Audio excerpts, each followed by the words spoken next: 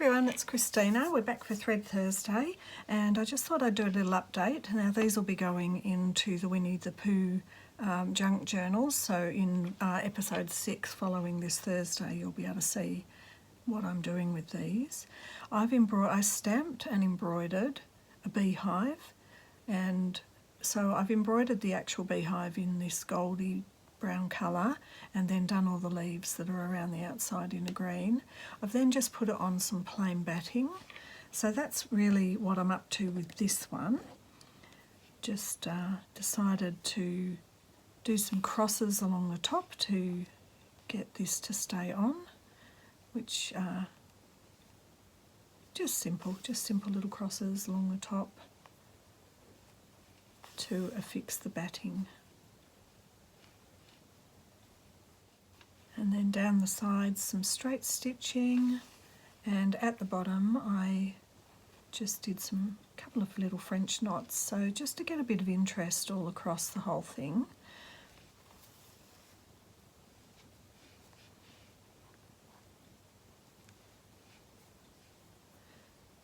Hope everyone's well today. I have got my heater sorted out so it's nice and toasty in here. Pretty good.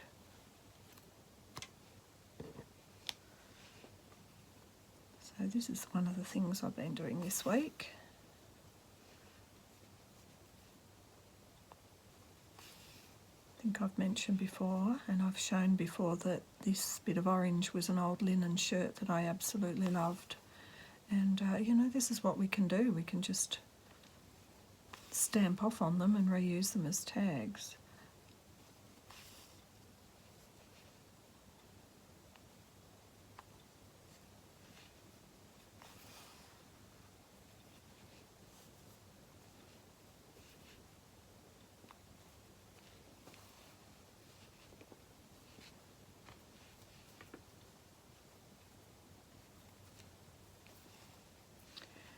And so this is what I've been doing.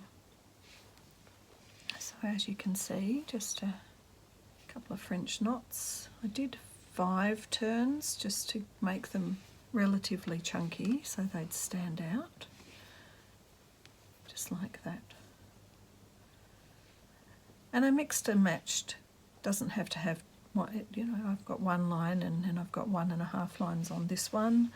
I've got 2 lines on this one and 1 on that side, so there isn't any hard and fast rule with those. So I'll just put those aside and finish those off for Saturday.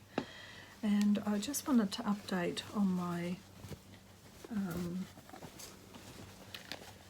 mushroom panel for Lisa Maddox's Forage series, and I've added a couple more of the mushrooms here and a bit of the green. I've also done a little bit of bluebells with a little blue stem, and they're just little beads that I got from my friend. And now I've also started up here making a little bit of a branch with some little well, I'm just doing thin and thick French knots basically to make it look, it's like a little bit, I wasn't picturing, I was sort of almost picturing a cherry blossom, but I wanted it to be just light and interesting, so it's a little bit like Australian wattle. So mostly this is 12 strands, and mostly this is 3 twists around for the French knot, and then sometimes at the point I'm just doing maybe 2 or 1.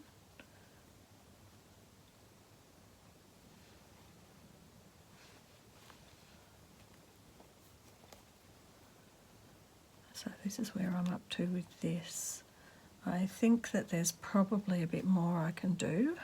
I mean, there's definitely a bit more. I've added another flower down here. Just run out of that, so I'll just tie that off.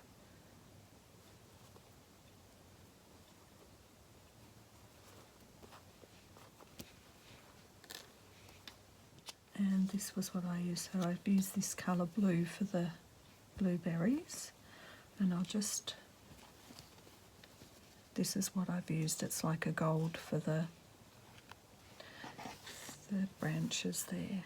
So I just started stitching last night, making a couple more little cute mushrooms.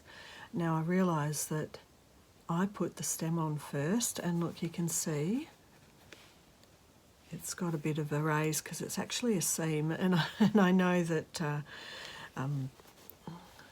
Lisa said she hoped someone used one of these seams as a stem, so there you go, Lisa, I've done it. I'm noticing also that I wanted to put them on a bit of an angle so it looked like one stem for both of them. That didn't happen. I'm going to have to find another bit and put it under here. But yeah, let's just finish putting this down. Clearly this was a pocket and now it's not, it's being sewn down. These are the little things we do. And I've put a little bit of doily under just to look like the frill on some of those mushrooms that you get.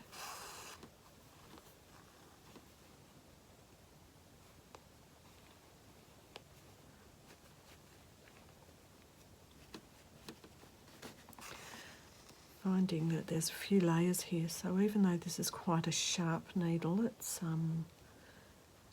difficult to get it in and out because the thread, where the eye is, the thread's a little bit thick.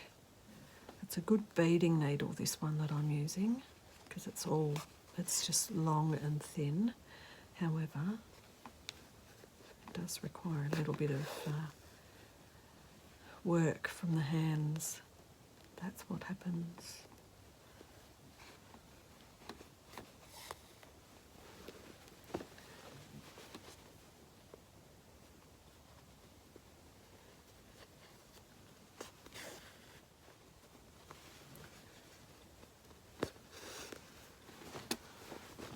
So just going to look through my little stash here. See if I can find the other bit of that. Okay, so it was from this. And I know there was a little bit of red. I think I've left it in the bedroom. Here's the little beads I used too for the bluebells, or whatever you want to call them. All right, let's look at this.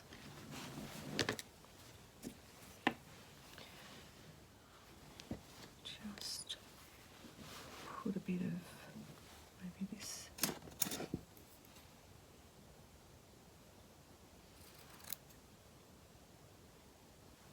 Get a bit of that orangey colour, peachy orange colour there.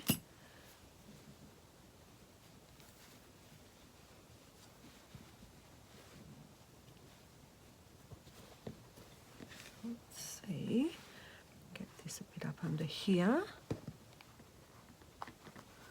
Didn't really want to cover over the edge of that. That's why I was going to have them coming out from that. It's just funny how sometimes we sew things down and then go, oh, I actually, it changed. It changed as I sewed it down, but that's okay. Right. So with this one, I just did a straight stitch up and down, basically.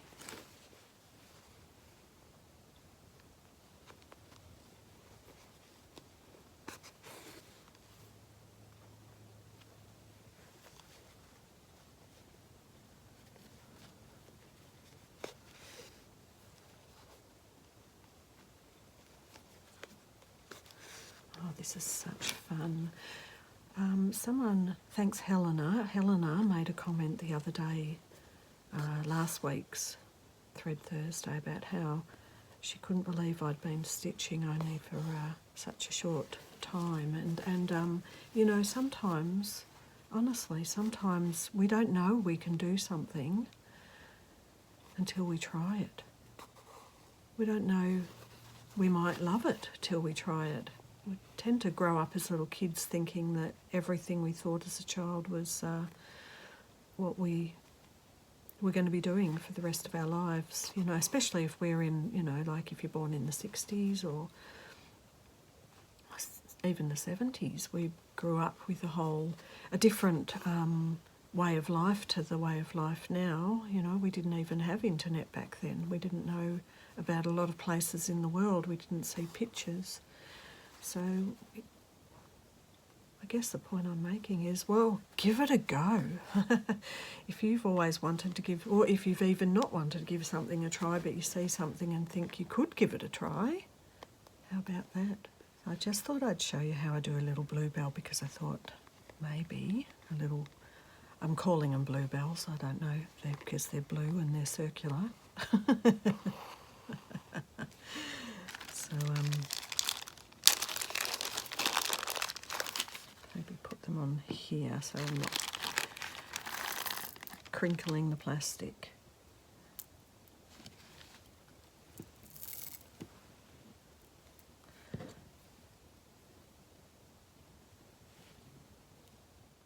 Right, I've got the same needle I was just using for these and around the edges of these.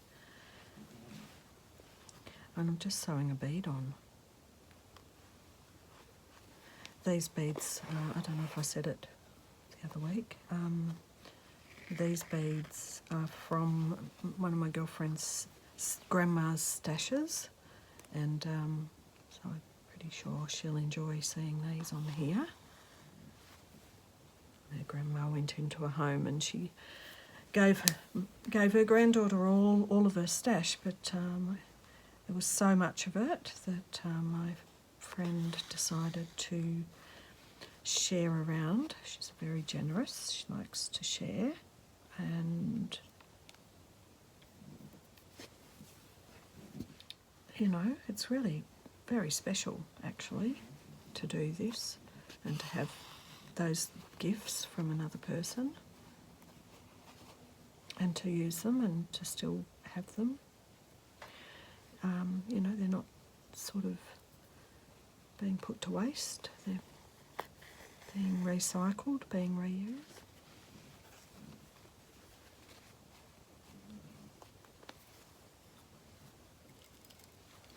Yeah, I'm so glad to find a use for them because I really love the colour and I really love how shiny they are and how antique-y they are.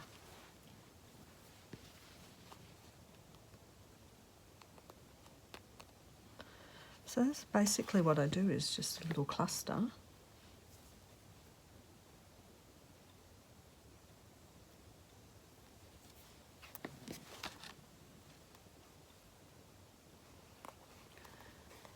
Till it feels like the right amount. One more here.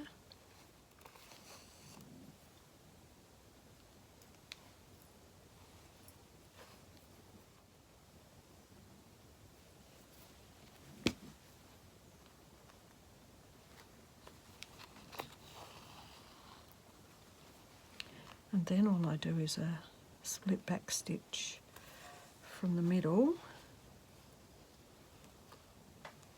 to create the stem.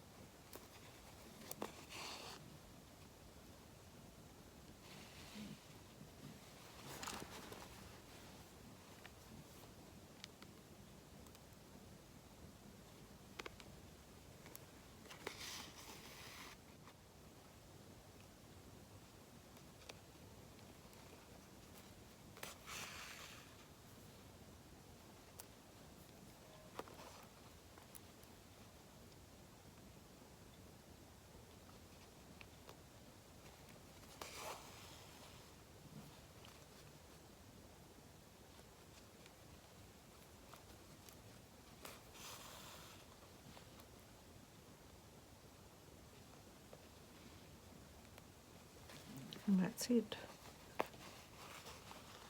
What I'll do probably tonight or during the week will probably be to add more along the bottom of here, like I did here with the grass, some sort of form of grass, or something that doesn't make these mushrooms just float in the air. I might add another bluebell over here or in the middle, not sure yet. But yeah, there we go. I've added a little bit more onto here. Last night I added a couple of little French knots on top of that little mushroom. Oh, I'm loving it. I'm loving it so much. It's so much fun. Okay, that's it for Thread Thursday for this week, and I'll be back next week, and let's see what I've done in the meantime. Bye for now. Have a great week.